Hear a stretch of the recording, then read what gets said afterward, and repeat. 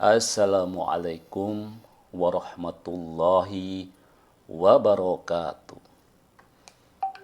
Alhamdulillah, kita bertemu kembali di podcast Lukman Effendi. Di podcast sebelumnya kita sudah sampaikan bagaimana Islam melihat obesitas yang terjadi di tengah-tengah kita. Jumlah obesitas yang terus bertambah, ya, dari sisi kesehatan sudah barang tentu banyak ahli kesehatan yang mengatakan bahwa orang yang obes, orang yang kegemukan akan memiliki resiko yang tinggi terjadinya banyak penyakit, ya, seperti penyakit diabetes mellitus, penyakit hipertensi, penyakit jantung, penyakit kanker, penyakit liver, dan juga penyakit pikun atau demensia. Dan setelah kita paparkan tentang bagaimana perspektif Islam mengenai obesitas, tentu Islam sebagai sebuah solusi juga memiliki kiat-kiat gitu ya, yang menunjukkan bagaimana supaya kita tetap sehat, supaya kita bisa terhindar dari obesitas, ataupun kalau sekarang kita sedang dalam kondisi obesitas, bagaimana bisa kita jaga, kita turunkan setidak-tidaknya ketika kita sudah berupaya untuk melakukan solusi-solusi yang ditawarkan oleh Islam. Kita berharap bahwa apa yang kita lakukan ini sebuah kesungguhan, ya, bahwa walaupun mungkin saat ini kita masih dalam kondisi obesitas, tetapi proses untuk berusaha mengatasi obesitas tentu akan mendapatkan pahala tersendiri, ya. Karena toh manusia pada dasarnya adalah diminta untuk terus berikhtiar untuk menjalankan kebaikan. Salah satunya adalah bagaimana kita bisa mengendalikan berat badan kita supaya kita tetap sehat dalam tubuh yang ideal ataupun tubuh yang mungkin tetap mengalami obesitas. Kegemukan atau obesitas adalah satu kondisi medis berupa kelebihan lemak tubuh yang terakumulasi sedemikian rupa sehingga menimbulkan dampak merugikan bagi kesehatan, yang kemudian menurunkan harapan hidup dan atau meningkatkan masalah kesehatan. Obesitas bisa timbul karena beberapa faktor seperti pola makan, gaya hidup kurang gerak, ya, genetika, penyakit lain, juga determinan sosial, ya, adanya infeksi, ya. Bahkan dari sisi jumlah, WHO, Organisasi Kesehatan Dunia, diperkirakan bahwa obesitas ini akan menggantikan masalah kekurangan gizi dan penyakit menular sebagai penyebab utama kesehatan yang buruk. Lalu bagaimana solusi Islam dalam merespon fenomena obesitas ini di masyarakat? Mari kita lihat bagaimana Islam memberikan solusi terhadap obesitas.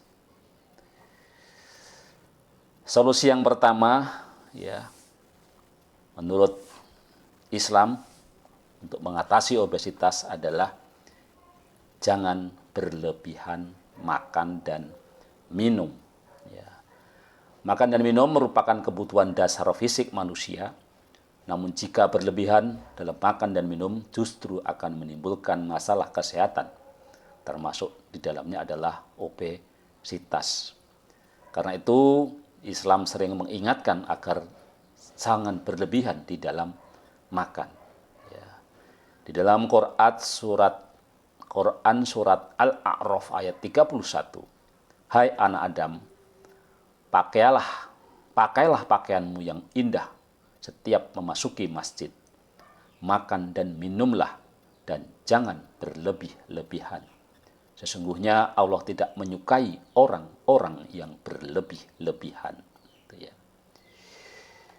Di dalam Quran surat Abasa, ya, Quran surat 80 ya, ayat 24 yang terkait dengan memperhatikan tentang makanan, maka hendaklah manusia itu memperhatikan makanannya. Makan terlalu kenyang dapat mengganggu proses pencernaan dan makanan dalam perut menjadi cepat masam. Seperti halnya yang dikatakan oleh Imam Al-Ghazali dalam kitabnya bahwa kenyang itu paling berat di antara 4 hal, yaitu meja makan, ayakan tepung, dan wajikan. Karena kenyang itu mengajak kepada bergeloranya syahwat-syahwat dan menggerakkan beberapa penyakit di dalam badan. Salah satu penyakit yang sering mendapatkan perhatian umum yaitu obesitas. Ya. Kemudian di dalam hadis Nabi juga diriwayatkan, tidaklah seorang anak Adam mengisi bejana yang lebih buruk daripada perutnya. Cukuplah baginya beberapa suap yang bisa menegakkan tulang sulbinya. Jikalau memang harus berbuat, maka sepertiga untuk makanannya, sepertiga untuk minumnya, dan sepertiga untuk nafasnya. Hadis riwayat Imam Ahmad dan At-Tirmidzi. Kemudian solusi yang kedua, ya, menurut Islam, bagaimana solusi Islam menangani obesitas adalah banyak bergerak atau berjalan kaki. Ya. Jadi di samping kita menahan diri untuk tidak banyak makan, maka yang kedua adalah aktivitas fisik, banyak bergerak atau berjalan kaki. Ya. Persis seperti penyebab kedua yang menyebabkan obesitas, bagaimana yang dijelaskan di atas, maka solusi selanjutnya adalah perbanyak bergerak dan berjalan kaki. Bergerak atau berjalan kaki ini bisa membakar kalori dan lemak yang dalam tubuh sehingga bisa menghindari atau mengurangi obesitas. Siapapun yang bersuci di rumahnya, lalu dia berjalan menuju salah satu dari rumah Allah atau masjid untuk menunaikan kewajiban yang Allah wajibkan, yaitu sholat berjamaah, maka salah satu langkah kakinya akan menghapus dosa dan langkah kaki lainnya akan meninggikan derajatnya. Ini adalah anjuran dari hadis riwayat Muslim tentang anjuran berjalan kaki. Kebiasaan Nabi berjalan kaki tercatat dalam kitab hadis yang diriwayatkan juga dari Abu Hurairah radhiyallahu anhu. Tidaklah aku mengetahui sesuatu pun yang lebih bagus dibandingkan Rasulullah Shallallahu Alaihi Wasallam. Wajahnya terang seperti matahari, dan tidaklah aku mengetahui seorang pun yang lebih cepat jalannya dibandingkan dengan Rasulullah Shallallahu Alaihi Wasallam. Ketika beliau berjalan, seakan-akan bumi ini digulung untuknya. Kami telah bersungguh-sungguh menyamai beliau, namun beliau tidak bergeming sama sekali. Ya. Kemudian langkah yang ketiga, ya, dan langkah yang terakhir yang dianjurkan sebagai solusi Islam untuk obesitas adalah perbanyak puasa sunnah. Jadi ketika kita makan jangan berlebih-lebihan, kemudian di samping makan jangan berlebih-lebihan adalah kita perbanyak puasa sunnah. Solusi selanjutnya yang ditawarkan Islam yaitu perbanyak puasa sunnah. Puasa sunnah sering dilakukan oleh Nabi Muhammad SAW dan para sahabatnya. Banyak sekali puasa sunnah yang dianjurkan seperti puasa Senin dan Kamis, puasa Ayamul Bid, puasa Arafah, puasa Asyura, dan juga puasa Nabi Daud. Puasa Nabi Daud merupakan puasa sunnah terbaik, sehari puasa dan sehari tidak. Di dalam hadis riwayat Ibnu Majah dikatakan, sesungguhnya manusia yang paling kenyang di dunia adalah manusia yang paling lapar di hari kiamat. Dengan puasa, selain mendapatkan pahala dengan niat yang benar, juga mendapatkan bonus manfaat berupa sembuh atau terhindar dari obesitas. Masalah obesitas ini sebenarnya bisa kita hindari sedari dini jika kita mengamalkan solusi yang dipaparkan tadi. Ya. Jadi mari kita sekarang bisa belajar hidup sehat sesuai dengan solusi kesehatan dari Islam, ya, agama yang lengkap dan terlengkap, yang mengatur tidak hanya hal-hal yang penting, bahkan juga dalam konteks kita mengatasi masalah-masalah kesehatan. Tentu ya, 3 solusi tadi selalu kita luruskan niat, ya, karena tidak diciptakan jin dan manusia kecuali untuk beribadah.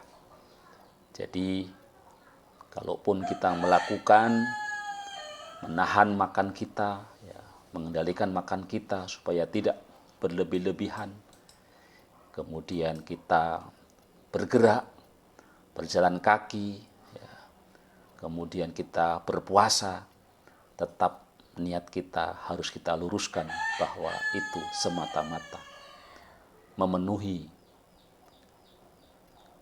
panggilannya, ya, memenuhi dalam rangka beribadah kepada Allah Subhanahu wa Ta'ala. Dan kalaupun kemudian banyak manfaat tentang kesehatan, tentu itu bagian dari hikmah ketika kita menjalankan perintah. Tetap semangat, tetap sehat, sehat fisik, mental, sosial, dan spiritual. Wassalamualaikum warahmatullahi wabarakatuh.